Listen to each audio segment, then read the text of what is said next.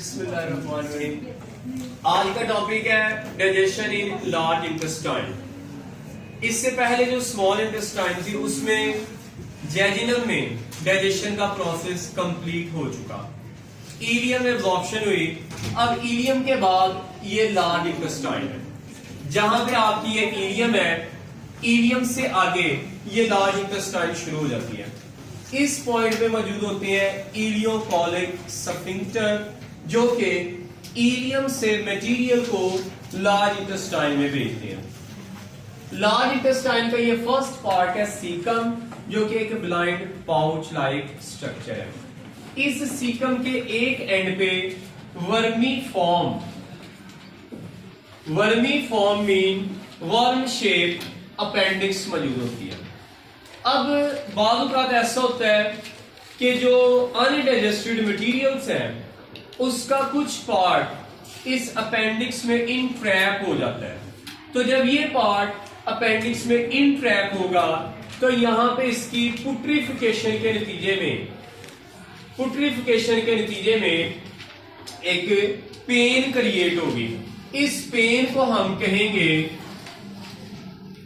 Appendicitis. इस appendicitis के नतीजे में यहां पे हमें इस अपेंडिक्स को सर्जिकली रिमूव करना पड़ेगा। क्यों? क्योंकि आप देखें कि जो अपेंडिक्स है ये बॉडी का एक वेस्टिजियल ऑर्गन है। चूंकि ये वेस्टिजियल है इसलिए अगर हम इसको बॉडी से रिमूव भी कर दें तो बॉडी पे एज सच कोई फर्क नहीं पड़ता। तो अब इसके बाद आगे आ जाता है पार्ट कोलोन। ये कोलोन का असेंडिंग पोर्शन है, ये इसका ट्रांसवर्स पोर्शन है और ये इसका डिसेंडिंग पोर्शन। कोलोन का मेन फंक्शन है वाटर और मिनरल की एब्जॉर्प्शन। जो कोलोन है इसका मेन काम है वाटर और मिनरल्स की एब्जॉर्प्शन। ये एब्जॉर्प्शन डिपेंड करेगी बॉडी की रिक्वायरमेंट्स पे, नीड्स पे। इसके अलावा इसी लार्ज इंटेस्टाइन कोलोन में कुछ बैक्टीरिया होते हैं, मोस्टली एस्क्रीशिया कोलाई। ये विटामिन के प्रोड्यूस करते हैं जो कि बॉडी की physiology like the blood clotting बहुत इंपॉर्टेंट है। उसके बाद ये नेक्स्ट पार्ट आता है रेक्टम। रेक्टम में जो मटेरियल पहुंचता है वो मोस्टली फीसिस कहलाता है। इन फीसिस में ये स्लॉग्ड ऑफ म्यूकोजल सेल यानी कुछ रप्चर्ड सेल्स मौजूद होंगे, एपिथेलियल सेल वगैरह। अनडाइजेस्टेड मटेरियल जैसा कि प्लांट फाइबर्स हैं। प्लांट फाइबर मोस्टली सेलुलोज के बने होते हैं और उसको आपकी बॉडी डाइजेस्ट नहीं कर सकती क्योंकि आप में सेलुलेज एंजाइम एब्सेंट है।